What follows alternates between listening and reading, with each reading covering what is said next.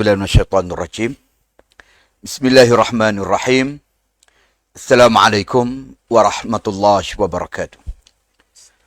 Alhamdulillahi rabbil alamin wa bihi nasta'in fi umuri dunia waddin. Pertama, saya ucap terima kasih banyak kerana memberi ruang dan juga peluang kepada saya untuk bersiaran pada malam ini sempena bulan dakwah yang dianjurkan oleh Lajnah Dakwah PAS Pusat, dan juga kita mengambil sempena keberkatan bulan umat Islam menyambut ulang tahun keputeraan Nabi sallallahu alaihi wasallam.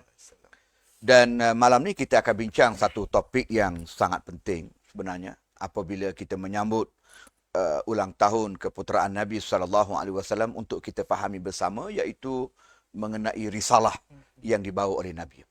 Sebab apabila kita mengadakan sambutan Maulidun Nabi sallallahu alaihi wasallam, kita tidak sekadar untuk tahu dan faham tentang batang tubuh Nabi ataupun sejarah tarikh kelahiran Nabi dan sebagainya, tetapi apa yang lebih penting daripada itu ialah risalah yang dibawa oleh Nabi sallallahu alaihi wasallam yang menjadi tujuan ataupun matlamat kenapa Nabi itu diutuskan oleh Allah. Baik, sudah tentu sebagaimana Allah sebut dalam Al-Quranil Karim, wa ma arsalnaka illa rahmatan lil alamin. Tentu saja Nabi SAW diutus adalah menjadi rahmat kepada sekalian alam. Rahmat itu termasuklah yang paling besar sekali pada risalah yang dibawa. Dan risalah yang dibawa ini, kalau kita lihat secara keseluruhannya, dia lebih dikenali sebagai Risalatut Tauhid. Iaitu satu risalah untuk mengajak manusia mengabdikan diri kepada Allah dan tidak menyekutukan Allah dengan sesuatu yang lain. Ini asas perjuangan Nabi sallallahu alaihi wasallam. Termasuklah para anbiya alaihi wassalatu wasallam sebelum daripadanya datang ke bumi ini adalah untuk menyelamatkan manusia daripada kesyirikan ataupun perhambaan sesama hamba, kepada menghambakan diri kepada Tuhan yang mencipta hamba. Inilah yang paling asas sekali. Sebab itu kalau kita lihat dalam ayat yang lain pun Allah sebut laqad kana lakum fi rasulillah wa laqad ba'atsna fi kulli ummah rasulan an ya'budullah wajtanibut taghut. Yang mana Allah sebut sesungguhnya pada setiap kalangan umat itu kami bangkitkan seorang rasul, kami utuskan seorang rasul. Yang mana kerja rasul ni ialah an ya'budullah, itu yang pertama, wajtanibut taghut, mengajak manusia mengabdikan diri kepada Allah, dan dalam masa yang sama ialah menjauhkan umat manusia daripada taghut. Inilah yang dikatakan sebagai Risalatut Tauhid. Dan pentingnya risalah ini untuk sekalian alam ialah kerana inilah faktor penyelamat umat manusia itu sendiri. Sama ada untuk mereka selamat di akhirat, bahkan untuk mereka selamat juga di dunia. Selamat di akhirat pastinya lah apabila mereka gagal untuk mengabdikan diri kepada Allah, gagal untuk mengesa dan mentauhidkan Allah, tentu mereka akan berdepan dengan azab, dengan kemurkaan Allah. Sebab sehingga kini boleh dikatakan tidak ada satu pihak pun yang mampu untuk membuktikan ada Tuhan lain yang mencipta mereka, yang mencipta alam ini, kecuali Allah. Bahkan kalau kita tanya mereka yang belum Islam pun, la yaqulunna Allah, nescaya mereka akan menjawab bahawa yang mencipta itu Allah. Sudah tentulah maknanya Allah ini adalah Tuhan yang diperakui secara sedar ataupun tidak. Tetapi apabila berlaku syirik di kalangan umat manusia, dia akan menimbulkan kemurkaan daripada Allah. Sebab kesalahan menduakan Allah ini adalah kesalahan yang fatal, kesalahan yang mandatori, yang tidak ada keampunan. Allah mengampunkan dosa yang lain, tetapi Allah tidak mengampunkan dosa syirik. Itu yang pertama. Maknanya kalau dia gagal untuk mengabdikan diri kepada Allah, mentauhidkan Allah, dia tak selamat di akhirat. Dia berdepan dengan azab yang dahsyat daripada Allah. Dan tentu saja di dunia pun mereka tidak selamat. Apabila berlaku syirik, berlaku tindakan yang menyengutukan Allah dari segi kepercayaan, dari segi tindakan, dari segi pelaksanaan dan cara hidup mereka, sudah tentu meletakkan mereka ni tidak memperhambakan diri kepada Allah. Tuhan yang mencipta hamba. Sebaliknya dia akan jadi memperhambakan diri kepada manusia, memperhambakan diri kepada syaitan, memperhambakan diri kepada pokok, kayu, batu. Dan ini sebenarnya adalah secara tak langsung, kalau kita lihat secara naturalnya pun, dia akan merendahkan tahap kehidupan dan pemikiran umat manusia itu sendiri. Sebagai contoh, kalau berlaku perhambaan sesama manusia, kalau kita lihat antara punca berlaku persengketaan di kalangan umat manusia, berlaku pertelengkahan, permusuhan, pergaduhan. Ini semua adalah kerana mereka tak kenal Tuhan. Sebenarnya betul. Mereka tidak mengabdikan diri kepada Tuhan. Mereka lebih memperhambakan diri kepada nafsu, kepada harta benda, kepada kekayaan, kepada kemewahan, pangkat, dan juga kerana ketundukan kepada sesama manusia. Ada manusia di kalangan mereka yang menjadi tuan besar, kemudian memaksa orang lain tunduk dan patuh kepadanya. Akhirnya yang berlagak besar ni lah nantinya akan membuat onar ataupun membuat orang panggil mencetus persengketaan di kalangan umat manusia. Jadi saya melihat sebenarnya faktor asas di sebalik semua persengketaan yang berlaku, krisis dalam kehidupan manusia ni adalah nombor satu sekali berpunca daripada ketiadaan tauhid. Maknanya kegagalan mereka untuk mengabdikan diri kepada Allah. Sebab tu saya kata, kalau seseorang itu gagal untuk mengabdikan diri kepada Allah, mentauhidkan Allah, akhirnya akhirat dia tak selamat.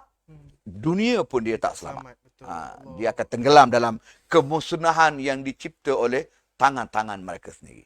Itulah kenapa saya menganggap, dan ulama juga meletakkan bahawa risalah yang paling penting, yang paling utama ialah risalatut tauhid yang dibawa oleh Nabi SAW. Itulah yang perlu difahami dan dihayati oleh umat manusia. Okey. Baik Ustaz, kita ada satu soalan di penonton secara langsung di Facebook kita TV Pas. Ya. Dia kata, Assalamualaikum Ustaz.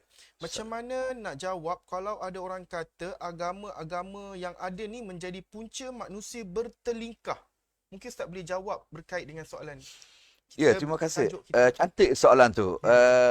Sebenarnya soalan ini mengalami sedikit kekeliruan pada memahami punca sebenar pertelingkahan.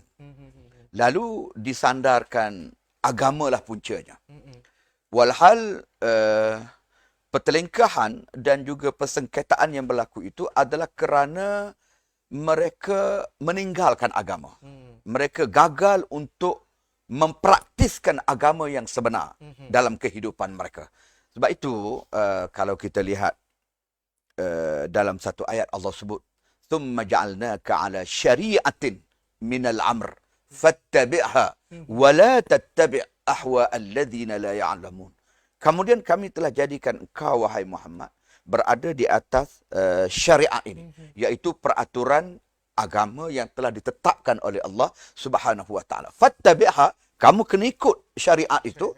Wala tattabi' ahwa alladhina la ya'lamun. Jangan kamu ikut hawa nafsu ataupun tajaan, pandangan, idea, budaya dan sebagainya daripada mereka yang tidak mengerti.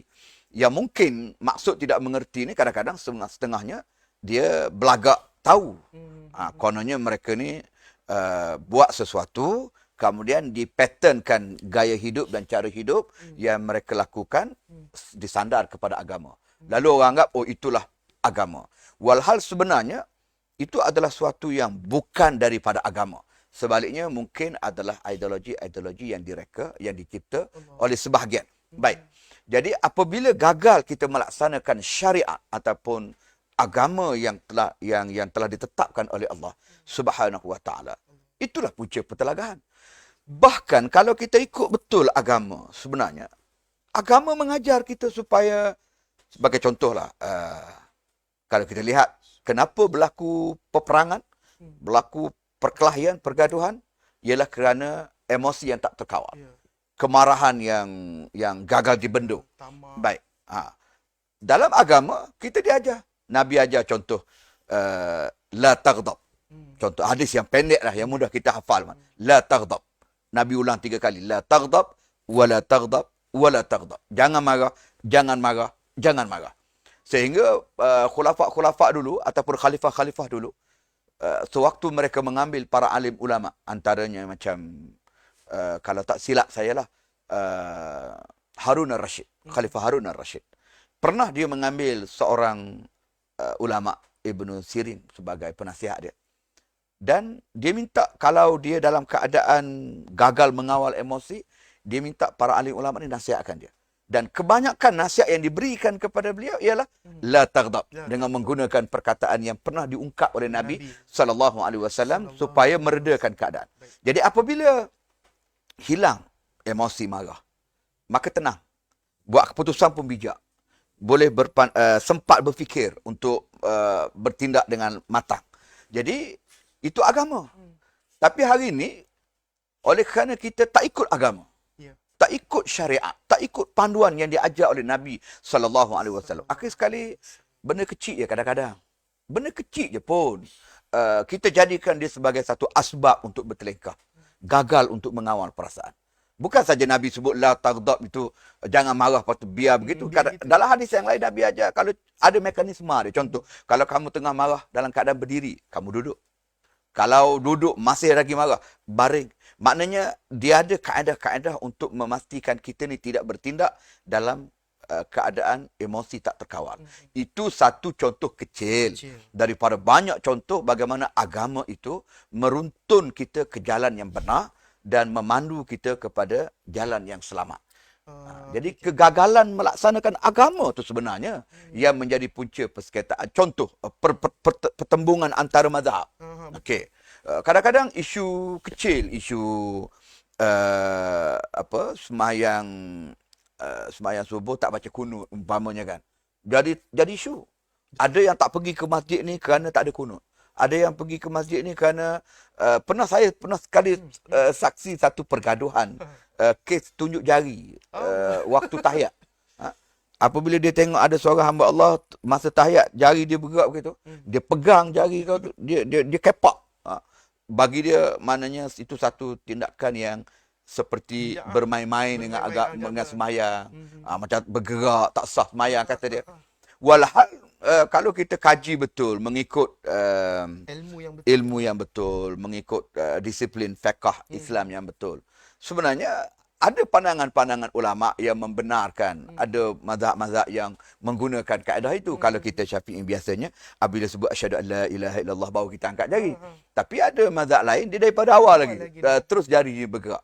Jadi kalau kita faham konsep itu, khilaf dalam mazhab fiqh, maka dia tak jadi pergaduhan. Yang jadi pergaduhan ni kerana dia tak ikut disiplin ilmu. Itu punca dia. Jadi kesimpulan saya yang Ustaz ialah kalau perbalahan dan pertelagahan yang berlaku sama ada dari segi perbezaan mazhab, termasuklah perbezaan aliran politik. Kalau di negara kita ni perbezaan aliran politik juga akan menjadikan pergaduhan itu tajam. Semata-mata kerana beza warna parti. Walhal kalau kita betul-betul kembali kepada ajaran Islam, berpegang kepada Al-Quran dan Sunnah, insya-Allah segala ketajaman, segala konflik, segala pertelingkahan yang runcing itu dapat kita reda dan dapat kita tangani dengan baik. Sebab Islam ni biasakan kita dengar al-Islamu huwal hal. Islam itu adalah penyelesaian. Baik. Solusinya ada pada Islam. Betul. Jadi kembali kepada syariat Allah Subhanahu wa taala. Dalam konteks kita bincang malam ni kembali pada risalah Nabi sallallahu alaihi wasallam. Okey. Baik Ustaz, alhamdulillah. Saya rasa jawapan yang begitu mantap sekali untuk soalan yang diberikan kepada kita punya penonton di Facebook TV Pas tadi daripada Imtiaz Kid Venture. Terima kasih atas soalan. Soalan seterusnya Ustaz. Alhamdulillah kita mendapat reaksi yang positif penonton di Facebook, khususnya di TV Pas ni. Mereka memberikan beberapa soalan juga. Mungkin sedang menonton yang ada beberapa soalan untuk diajukan berkaitan dengan tajuk kita pada malam ini. Risalah untuk sekalian alam. Berkaitan dengan Maulidur Rasul boleh tulis di di Facebook TV Pas Sorry. Salam terbaik program ni, dia kata. Soalan untuk Ustaz Haji Nasaruddin Hassan. Sekarang ni kita melihat ramai makin menjadi-jadi orang menghina para ulama. Bila orang Islam sendiri yang buat begitu, maka orang bukan Islam pun makin berani memperlekehkan dan menghina alim ulama di negara kita. Semasa Ustaz di dalam Yadim, ada tak golongan non-Muslim ini didekati, Ustaz? Silakan, Ustaz.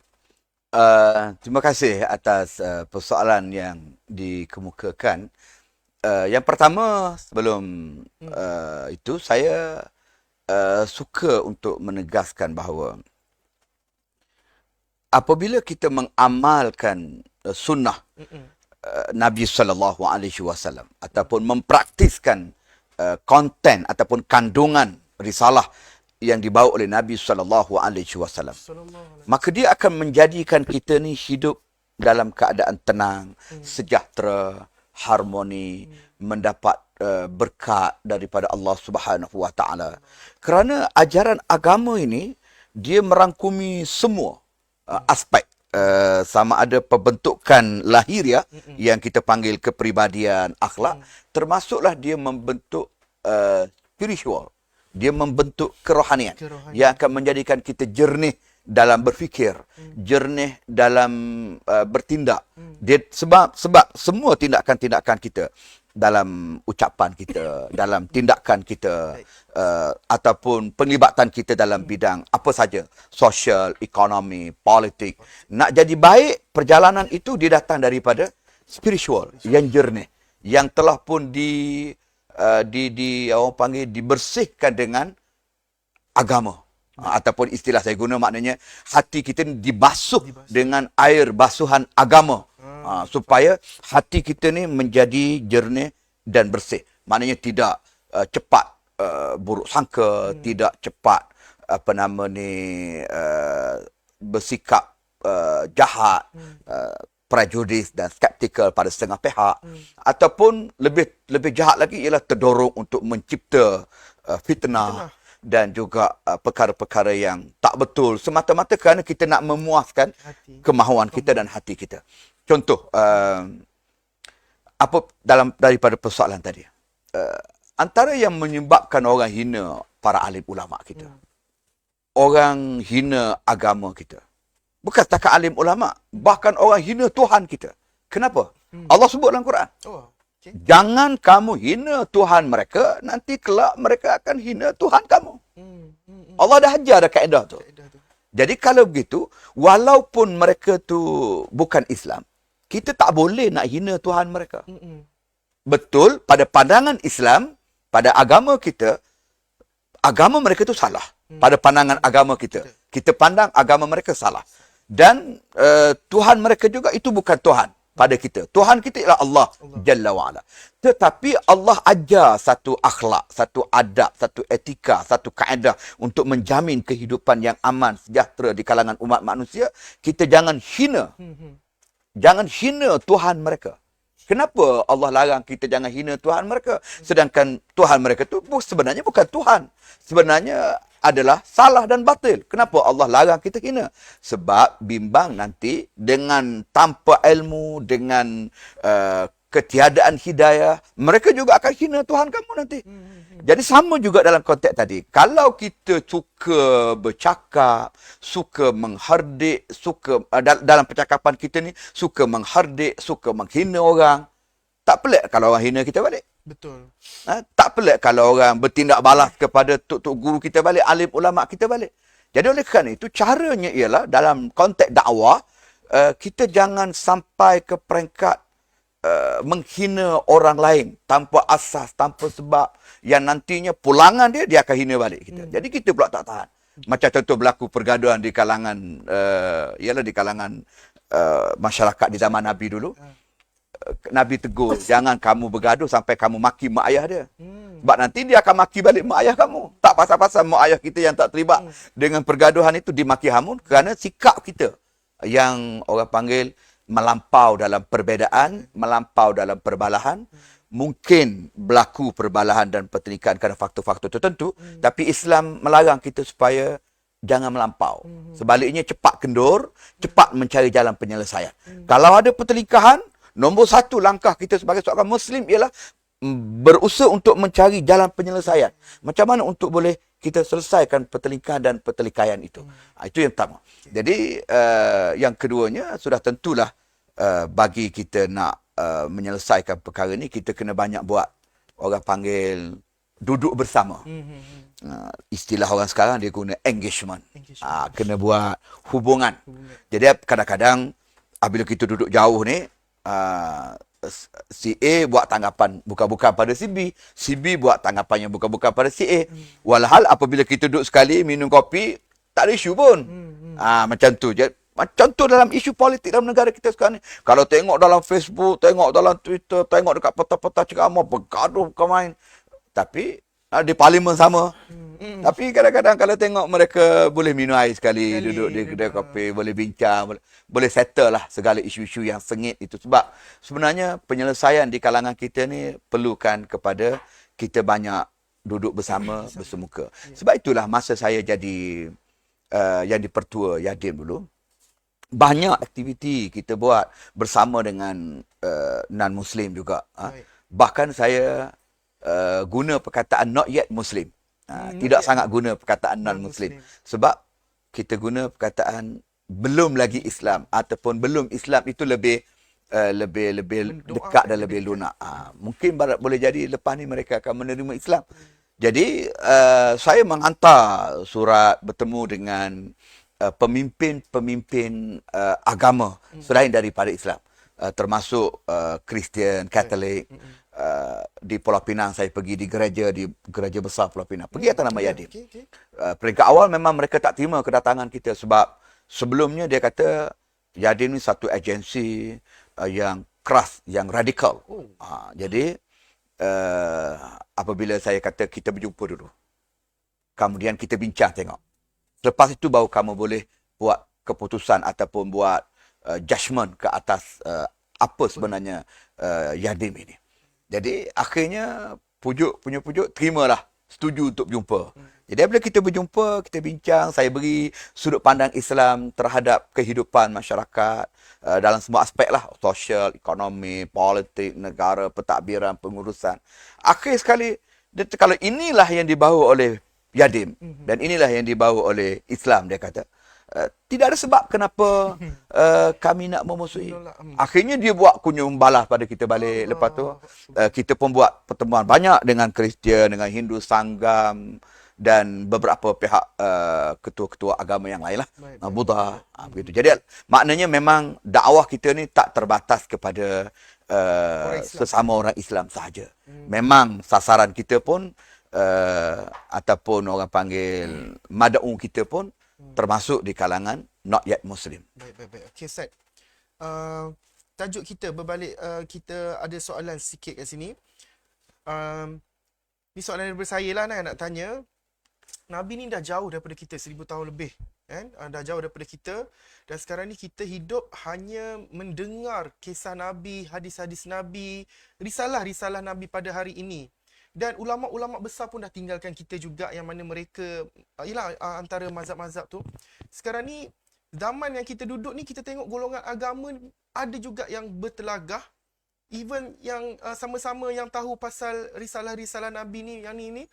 So kita sebagai orang awam ni, Ustaz, untuk membuat pemilihan mana yang patut kita ikut, mana yang betul risalah. Memang semua ikut risalah, tapi yang ni ada pandangan ni, yang ni ada pandangan. Kita orang awam ni dah mana satu ni? Mana satu Nabi betul ni?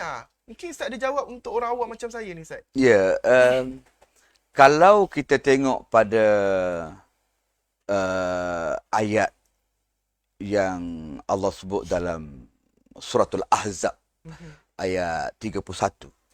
Allah sebut, laqad kana lakum fi rasulillahi uswatun hasanah. Liman kana yarjullah wal yawmal akhir wa dzakarallaha katsira. Dalam ayat ini Allah kata bagi kamu, pada diri Rasulullah itu, pada batang tubuhnya, dalaman tubuh Nabi, perkataannya, tindakannya, pemikirannya, apa semua yang berkait dengan Nabi, bagi kamu uswatun hasanah. Dia ada satu contoh tauladan yang baik. Tetapi perasan tak kita bahawa tak semua orang boleh ambil uswah hasanah daripada Nabi. Macam tadilah. Walaupun dia sambut maulud, walaupun dia berhaban, dia bersanji, dia berselawat. Tetapi dia menyimpang daripada sunnah Nabi. Lebih dahsyat lagi, ada yang menentang Nabi pun. Menolak sunnah yang dibawa oleh Nabi SAW. Kenapa begitu? Kerana rupa-rupanya tak semua orang boleh ambil uswah daripada Nabi SAW. Sebab itu Allah sebut, orang yang boleh ambil uswah Nabi ini, ialah liman kana yarjullah. Man kana yarjullah wal yawmal akhir wa dzakarallaha katsira. Orang yang ada 3 kategori ni. Yang pertama sekali ialah dia mengharapkan pertemuan dengan Allah.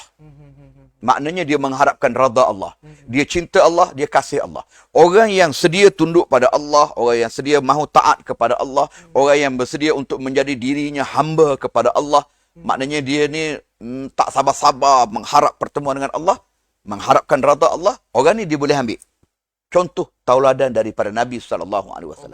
Kalau dia daripada awal lagi memang tak cinta Allah, tak kasih Allah, tak peduli agama Allah, jadi apa dia nak heran dengan Nabi? Betul. Kalau Allah Ta'ala pun dia tak peduli. Dia pun tak pernah mengharapkan pertemuan dengan Allah.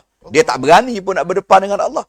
Jadi apa sangat dia nak peduli dengan sunnah yang dibawa oleh Nabi SAW? Sebab itu, uswah hasanah itu ialah liman kana yarjullah. Bagi orang yang mengharapkan pertemuan dengan Allah, mengharapkan redha Allah. Yang kedua ialah wa yaumal akhir. Yang mengharapkan pertemuan di hari akhirat. Maknanya orang yang bersedia untuk mati. Bersedia untuk mati. Sebab nak bertemu dengan Allah di hari akhirat, kena mati dulu. Betul. Dia kena bersedia untuk berhadapan dengan alam yang lain. Bersedia untuk mati ni ialah gambaran dia bersedia untuk menghadap Allah Subhanahu Wa Taala tanpa halat. Maknanya dia tak ada lagi dah dalam kehidupan ini hutang yang dia mengganggu kehidupan dia. Maknanya semayang dia tak buat, puasa dia tak buat, zakat dia tak buat. Itu hutang dia dengan Allah. Jadi orang biasa yang macam ini, dia tak akan berani nak bertemu dengan Allah. Betul. Dia tak akan berani nak mengharapkan pertemuan dengan akhirat. Allah. Orang yang berani bertemu dengan akhirat, dengan Allah di akhirat, yang tak sabar-sabar ni maknanya ialah orang yang telah pun melunaskan segala tanggungjawab dan tuntutan agama dia kepada Allah Subhanahu Wa Taala. Sebab itu antara hak Nabi paling takut sekali ialah penyakit menimpa umat dia, ialah penyakit al-wahnu. Jadi sahabat tanya Nabi, "Mal wahnu ya Rasulullah?" Nabi kata al-wahnu itu ialah hubbud dunya wa karahiyatul maut. Cinta dunia, benci mati. Maknanya orang yang begitu kasih kepada dunia, dia tolak akhirat. Orang ini memang dia tak akan berani mati. Dia tak akan mengharap akhirat. Jadi kalau dia cinta dunia, dia tak akan dapat ambil uswah daripada Nabi. Sebab kontra dalam kehidupan dia. Apa yang Nabi bawa ni, dia akan kontra dengan kelazatan dan kemewahan dunia yang dia miliki. Bukan bermakna Islam tak benar kita ambil kenikmatan dunia, kelazatan dunia. Tetapi jangan tolak akhirat. Jangan tolak syariat yang dibawa, agama yang dibawa oleh Nabi SAW. Dan yang ketiga ialah wa dzakarallaha katsira, orang yang ingat Allah dengan sebanyak-banyaknya. Bukan ingat Allah jarang-jarang. Jangan ingat Allah masa terdesak, ingat Allah masa sakit, ingat Allah masa miskin. Tak, ingat Allah dengan sebanyak-banyaknya. Orang yang ada 3 ciri-ciri ini orang yang boleh ambil uswah daripada Nabi. Jadi kalau dia tidak ada 3 ciri-ciri ni, tak peliklah walaupun dia selawat, walaupun mungkin dia asatizah, walaupun mungkin dia maknanya nampak macam orang yang mutadayin, beragama, tetapi dia gagal untuk mempraktiskan sunnah Nabi SAW dalam kehidupan dia. Itu yang pertama. Kemudian yang kedua, bahasa mudahnya ialah, kenapa peristiwa itu berlaku, maknanya sehingga mengelirukan masyarakat awam dalam menilai mana satu sebenarnya ustaz ni kata macam ni, ustaz ni kata begini, bergaduh pula sama-sama. Padahal dalam duduk bincang pasal agama, baik, sebenarnya saya melihat perkara ni ialah kerana kegagalan orang-orang yang diberi ilmu itu sendiri dalam memahami dengan betul. Sebab dia ada 2 perkara. Yang pertama ilmu, alim. Yang kedua faham. Berilmu dengan faham 2 perkara yang berbeza. Jadi nak faham kena ada ilmu lah. Tapi ada ilmu kadang-kadang belum tentu dia faham. Jadi kita perlukan kedua-duanya. Maknanya perlu al-fahmud daqiq, kefahaman yang mendalam. Sebab itu ayat yang Allah sebut dalam Quran pun ialah tafaqquh, berguna perkataan fiqh, mendalami. Hendaklah ada di kalangan kamu, maknanya orang yang mendalami urusan agama sehingga ke akar umbinya. Maknanya jangan sekadar faham ataupun tahu agama secara mendatar. Sebab agama ni boleh kita tahu dengan cara baca. Dengan cara kita, maknanya zaman sekarang pula, boleh je search dalam Google apa semua, cari maklumat, dapatlah ilmu tentang agama. Tapi untuk memahami agama, dia kena melalui beberapa proses yang lain. Antaranya ialah menghayati. Penghayatan terhadap ilmu yang kita belajar. Dan ilmu tu mesti diambil secara betul. Bukan ambil muat tanpa menilai sumber yang benar. Dan tanpa talaki yang daripada guru yang betul, yang mursyid. Akhirnya ilmu tu tak terjamin. Jadi biar ilmu tu benar-benar betul, sahih, kemudian dia kena hayati ilmu yang dia belajar. Cara nak hayati ilmu yang dia belajar ialah dia kena praktis. Apabila praktis ilmu itulah, barulah kita sampai ke peringkat faham. Dan apabila duduk di kalangan orang yang saling memahami agama, dia tak akan timbul pertelingkahan. Pertelingkahan ini berlaku ialah kerana semua duk bajet ada ilmu. Bajet alim. Aku lebih alim. Aku lebih banyak guru, lebih faqih, lebih banyak marajah. Okey, akhir sekali dia nak pertahankan hujah dia. Tanpa dia memahami. Sedangkan orang yang ada ilmu, kalau dia faham Islam, dia lebih merendah. Betul. Dia lebih merendah, dia lebih meraihkan, dia lebih berdiskusi, dia lebih mencari jalan penyelesaian berbanding daripada akulah. Sebab tu dalam hadis Nabi juga, Nabi larang kita menuntut ilmu ni kerana nak berdebat dan nak menunjuk terror, nak menunjuk hebat ke atas orang-orang yang jahil. Itu bukan disiplin ilmu dalam Islam. Jadi saya ambil kesempatan ni menasihati diri saya lah dan juga rakan-rakan para asatizah alim ulama yang ada di negara kita ni supaya tidak orang panggil meletakkan kelompok asatizah ni bertelagah di depan khalayak yang nanti akhirnya menyebabkan awam keliru, masyarakat keliru. Kalaupun ada isu yang ingin didebatkan, boleh bincang secara disiplin, ilmu yang betul, secara akademik dalam majlis dan juga ruang yang sesuai. Baik. Okey, Ustaz. Apa yang Ustaz jelaskan yang tadi tu berkaitan dengan komen kita yang seterusnya di TV Pas, di Facebook tuan-tuan di mana menonton secara langsung, mungkin boleh share kita punya live pada ni, banyak sangat input-input ilmu yang kita dapat pada malam ni. Dia kata apa pandangan Ustaz dengan dakwah melalui platform media sosial? Ramai orang bercakap tentang agama tanpa rujukan yang tepat, Ustaz. Boleh komen tak mungkin orang awam? Ya, ini satu cabaran besar lah kepada dunia dakwah dan juga dunia ilmu Islam itu sendiri. Mutakhir ini dengan adanya teknologi, kemudahan media sosial, sebenarnya dia hikmah. Dia adalah hikmah zaman. Pada saya, media sosial adalah hikmah zaman yang boleh kita manfaatkan. Al-hikmatu dhallatun anil mu'min. Faman wajadaha fahuwa ahaqqu biha. Dia adalah hikmah yang kalau siapa yang berjaya manfaatkannya dengan baik, maka dia sangat berguna untuk agama. Tetapi pokoknya ialah disiplin tadi. Bagaimana kita nak mengguna teknologi yang ada, platform yang ada ni dengan cara yang betul. Baik. Yang pertama sekali, walau apapun zaman dulu ke zaman sekarang yang moden ni pun, dia mesti agama disampaikan melalui sumber yang benar dan tepat. Kalau Al-Quran, mesti rujuk pada Al-Quran yang betul. Jangan main belasah je ambil terjemahan daripada mana-mana. Kalau hadis Nabi, mesti merujuk kepada apa ilmu dia berkenaan dengan hadis, sanadnya bagaimana, rawinya bagaimana, status hadis tu bagaimana. Sebab ramai juga yang terdorong ataupun terlanjur dalam meriwayatkan hadis-hadis yang palsu. Yang direka ataupun yang diambil tangkap muat dalam Google gitu saja. Tak boleh. Dia boleh nak guna enjin pencari Google ni dalam mencari maklumat.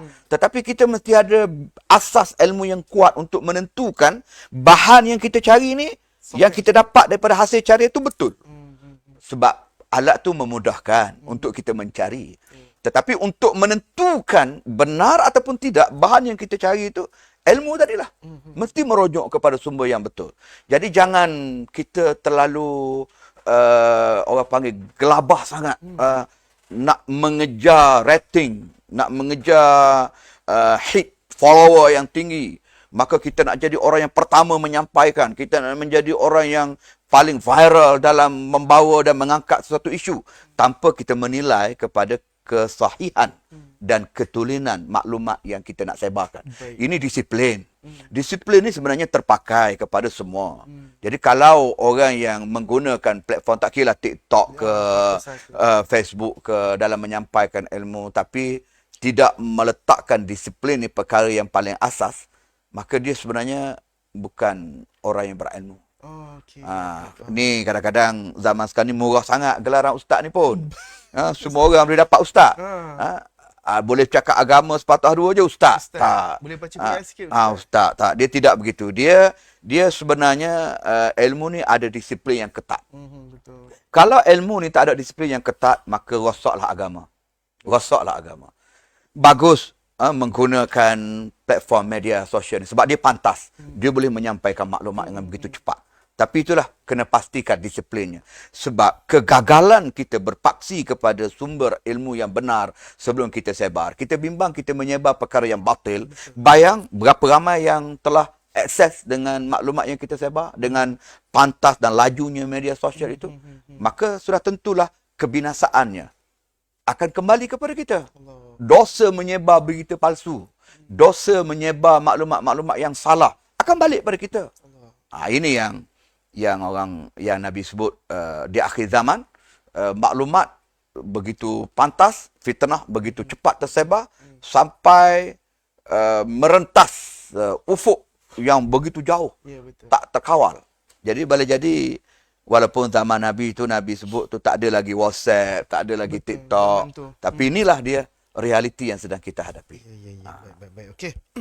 Masih atas jawapan kepada soalan yang diberikan kepada tuan-tuan di laman Facebook TV Pas tadi. Okey, ada lagi satu soalan. Ialah disebabkan kita cakap tentang bulan dakwah tadi, Ustaz, ada orang komen, kenapa kerja-kerja dakwah yang dilakukan NGO Islam dilihat lebih ke hadapan orang kenal seperti saudara Syakirit, saudara Firdaus Wong dan lain-lain?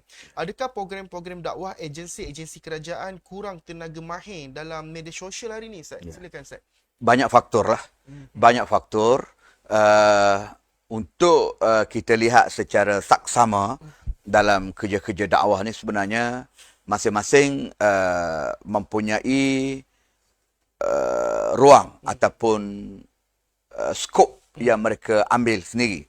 Sebahagiannya akan menumpu kepada satu aspek dan sebahagian yang lain akan menumpu pada aspek yang lain pula. Baik. Jadi sepatut dan sewajarnya semua pihak ni collaborate dalam kerja-kerja dakwah.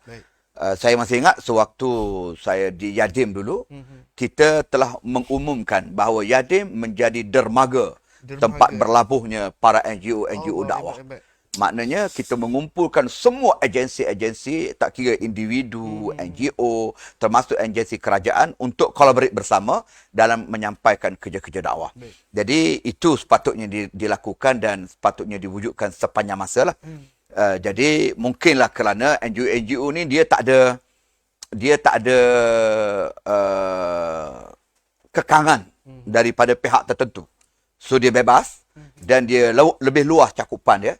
Dan dia bekerja secara sukarela dan ikhlas maknanya, maka dia lebih mudah untuk mencapai dan lebih mudah untuk diakses maklumat tentang aktiviti mereka oleh masyarakat.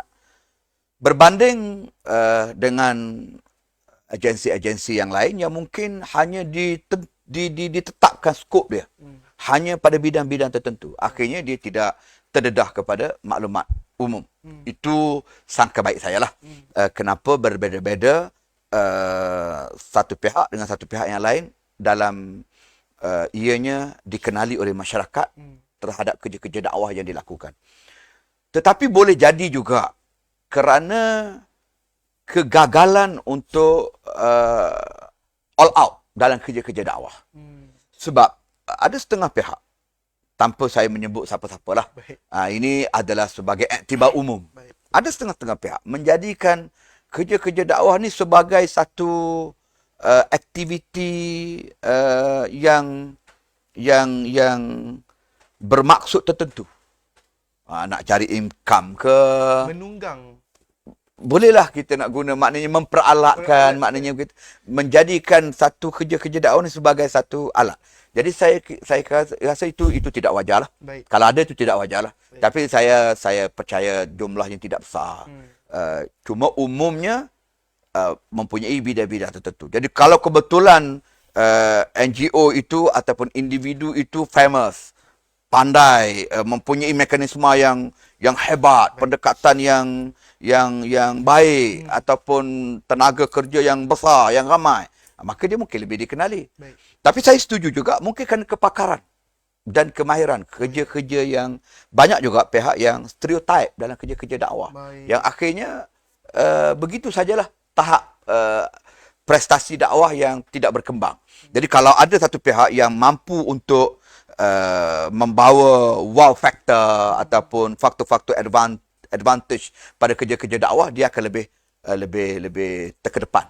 Sebab tu waktu saya dengan rakan-rakan melancarkan bola dakwah ini, kita jemput Brother Syakirit untuk berkongsi pandangan. Sebab ini antara, saya setujulah, dia antara figure yang ke depan dalam sektor dakwah dan mempunyai pendekatan yang pelbagai. Jadi kita minta dia bagi input kepada kita supaya kerja dakwah kita juga mempunyai keupayaan dan kekuatan untuk mencapai sasaran dan juga madun kita, insya-Allah. Baik. Okey, Ustaz.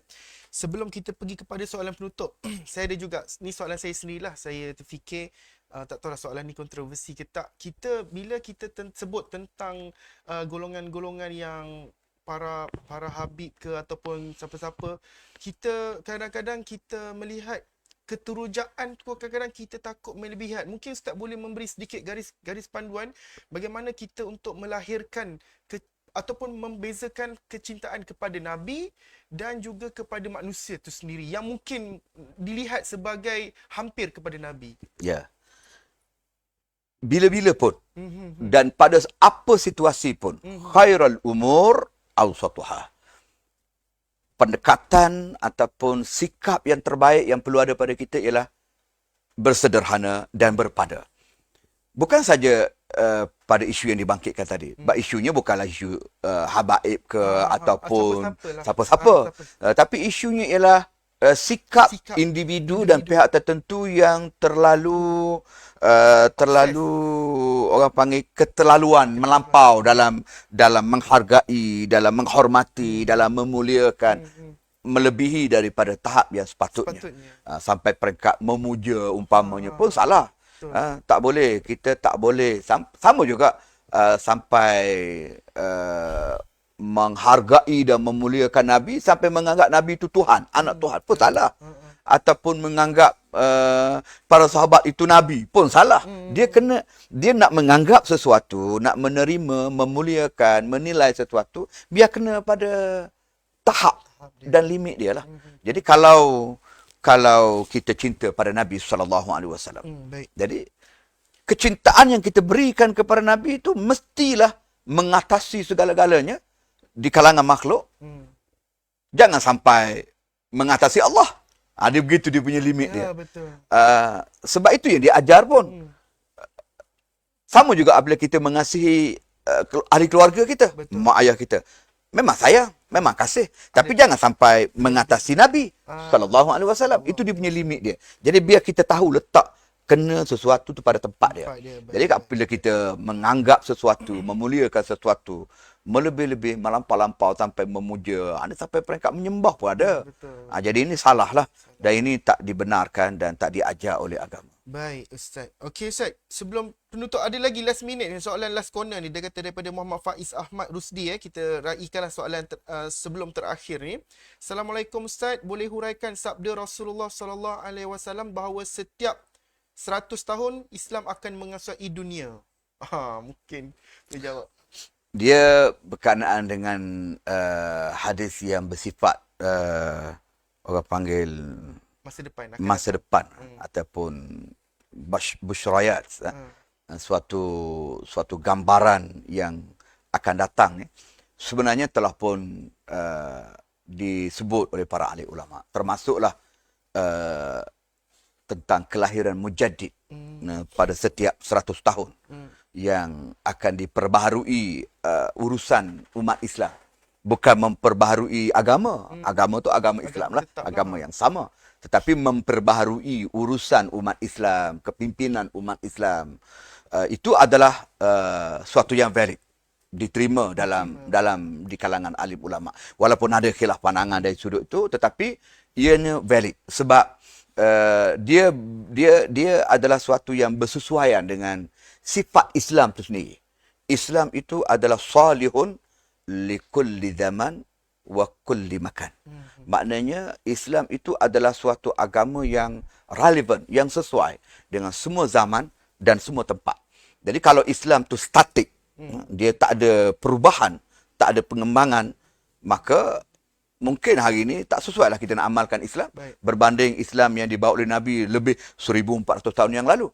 Tetapi oleh kerana sifat Islam tu sendiri adalah agama yang sangat sesuai untuk diamalkan di sepanjang zaman, maka dia akan menerima, dan dia boleh menerima proses pembaharuan dan perubahan.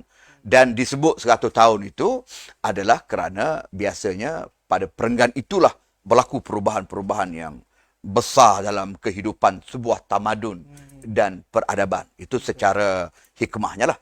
Jadi saya lihat itu adalah satu pandangan yang valid dan tidak apa panggil, tak boleh ditolak lah. tidak mustahil lah maknanya. Baik. Okey, Ustaz. Last untuk penutup, soalan pada penutup ni, apa harapan Ustaz agar umat Islam kembali menghayati ajaran Islam dan menjadi penyebar risalah Islam melalui percakapan dan juga perbuatan? Terus kepada penutup, Ustaz. Bagaimana tadi soalan? Saya lupa. Harapan agar umat Islam kembali menghayati. Baik. Apa harapan Ustaz? Baik. Yang pertama sekali, kita kena semarakkan kerja-kerja dakwah. Dekati umat Islam dengan ilmu supaya mereka nampak keindahan Islam. Mereka nampak kecantikan Islam. Mereka nampak kebenaran Islam. Dan mereka nampak akhirnya hidup ini tidak bermakna tanpa Islam, tanpa agama. Jadi oleh kerana itu, kita mesti kerja keras untuk membawa risalah Islam ini ke setiap pintu hati umat manusia. Supaya mereka boleh menerima ajaran Islam dan supaya mereka akhirnya bersikap positif. Termasuk di kalangan not yet Muslim. Kalaupun mereka tidak menerima Islam dengan menganut kalimah La ilaha illallah Muhammad Rasulullah, sekurang-kurangnya mereka tidak terperangkap dalam Islamofobia yang diprovok ataupun yang dipropaganda oleh pihak Barat dan juga oleh golongan Orientalis. Jadi itu yang pertama, mesti ada langkah yang serius, yang bersungguh-sungguh daripada umat Islam untuk menyampai dan menyebarkan risalah Islam. Kemudian yang kedua, perlu ada satu inisiatif di kalangan para alim ulama dan juga di kalangan para asatizah untuk mereka senantiasa berbincang dan mencari jalan untuk menangani isu-isu rumit yang berlaku di kalangan umat Islam. Kita sudah ada struktur dia lah. Kita sudah ada majlis fatwa, kita sudah ada jabatan agama. Tapi itu yang official, yang akan bincang soal-soal yang official, fatwa-fatwa tertentu. Tetapi secara umumnya, saya kalau boleh cadang kepada pihak kerajaan ataupun mana-mana pihak yang berautoriti untuk mengadakan satu badan muzakarah awam, muzakarah umum, muzakarah am di kalangan para alim ulama dan asatizah tanpa mengira latar belakang pihak mana yang diwakili, untuk mereka duduk semeja, boleh buat 3 bulan sekali ke ataupun 6 bulan sekali, untuk mereka menyelesaikan isu-isu dan konflik-konflik umat Islam dengan orang panggil tenang, dengan baik. Ini penting sebab kadang-kadang kalau sesuatu itu hanya ditangani oleh pihak agensi kerajaan sahaja, nanti pembangkang pula kata tak terima. Kalau di pihak bangkang pula mungkin kerajaan tak terima, contoh. Tapi kalau kita dapat wujudkan satu medium ataupun platform yang mewakili semua, melibatkan semua pihak, saya rasa itu lebih harmoni lah. Betul. Itu termasuklah isu yang melibatkan soal kes pertindanan undang-undang antara syariah dan sivil di mahkamah yang sukar untuk kita selesaikan, hak agama, hak hadanah dan sebagainya. Itu kalau boleh diadakan selain daripada yang sudah ada fatwa lah. Biasa fatwa dia akan mewakili pihak Islam. Maknanya fatwa di kalangan umat Islam ataupun agama Islam. Tapi yang saya maksudkan ni, dia boleh juga menyelesaikan masalah merentas sempadan agama dan juga kaum. Itu antara yang penting lah. Kemudian yang ketiga, yang terakhir yang boleh saya sebut ialah supaya mewujudkan bi'ah ataupun suasana agama, suasana cinta agama. Sebab negara kita sekarang ni dia bercampur-campur. Ada masa berselawak. Ada masa konsert rock. Dia bercampur-campur. Dan dahlah bercampur satu hal. Nampaknya bahan campuran tu lebih banyak daripada pihak maksiat. Daripada pihak mungkar. Yang nak selawat ni pun berapa ramai sangat. Yang nak majlis ilmu ni pun berapa ramai sangat. Jadi tak diwujudkan suasana tu. Suasana, contohlah, suasana nak ke agama ni kan. Kalau boleh, kita jangan memayah dan menyulitkan para alim ulama kita nak menyampaikan ilmu. Mudahkan urusan mereka. Betul, saya sangat raih dan saya sangat hormat. Sistem yang dibuat perlu ada tauliah, perlu ada apa. Tetapi biarlah proses dan cara mengendali itu mesra untuk ke arah menghidupkan majlis ilmu agama dan boleh diakses oleh semua. Dan kalau boleh, TV kita perbanyakkan lagi ruang-ruang kuliah-kuliah agama yang tidak terhad kepada channel-channel tertentu dan masa-masa yang tidak premier. Jadi itu antara contoh sepintas lalu yang boleh saya sebut. Maknanya wujudkan suasana. Betul. Semua pihak kena ada. Baru ni saya lalu di highway. Kebetulan musafir jauh. Kena waktu solat Jumaat. Jadi betul lah kita boleh jamak solat dalam musafir. Tetapi alangkah kalau kita boleh meraihkan pandangan daripada kawan-kawan kita yang juga masyarakat kita yang memang beramal dengan mazhab Syafi'i ni, kalau mereka turun bermusafir tu bermula jam 10 pagi, 11 pagi sebagai contoh, berada atas highway, mereka nak solat Jumaat. Betul. Jadi kalaulah di tepi highway ni disediakan masjid yang besar, yang sesuai untuk cukup kapasiti solat Jumaat, ada khatibnya yang dibayar oleh pihak lembaga lebuh raya umpamanya kan. Itu baik. Itu mewujudkan suasana. Setakat ni ada surau-surau di RNR, tapi surau-surau yang terhad, yang hanya sekadar untuk semayang biasa, tapi itu pun tak ada imam yang disediakan, tak ada azan yang dikumandangkan. Jadi pakar kira semayang pun masing-masing. Sebab tu saya tengok sekali orang singgah ada 20 jemaah dalam satu surau. Sebab tak diwujudkan suasana. Jadi benda ni kena boleh manage, boleh diuruskan dengan satu pengurusan yang baik. Sama juga itu saya cerita di tepi highway, di supermarket. Kenapa tidak di market-market besar, di mall-mall yang besar, buat satu masjid. Jangan surau kecil, di sudut parking kereta. Jadi macam acuh tak acuh, buat tak buat. Kerajaan pastikan pemaju yang nak buat satu mall boleh sediakan satu floor ataupun 2 pintu, 3 pintu di satu floor adalah untuk masjid.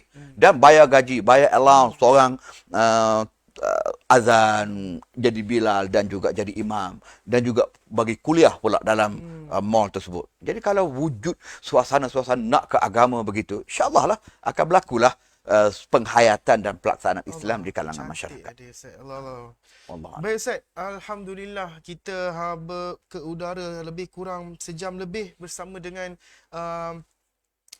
panel jemputan kita pada malam ni, Ustaz Nasaruddin Hassan Tantowi, untuk program kita pada malam ni, di mana kita bertajukkan Salam Maulidul Rasul, Risalah untuk Sekalian Alam. Kami pihak TV PAS dan juga Lajnah Dakwah Lajnah Dakwah Dewan Ulama PAS Pusat mengucapkan ribuan jutaan terima kasih kepada Ustaz yang sudi hadir meluangkan masa sejam lebih untuk bersama-sama dengan kami. Lepas ni Ustaz terus balik ke Kuantan insya-Allah. Kuantan, terus drive. Lepas ni Ustaz terus drive ke Kuantan, sanggup singgah, transit sekejap untuk bersama-sama secara langsung kita pada malam ni. InsyaAllah Ustaz, kami doakan perjalanan Ustaz insyaAllah selamat sampai dan dipermudahkan urusan insyaAllah Ustaz. Amin.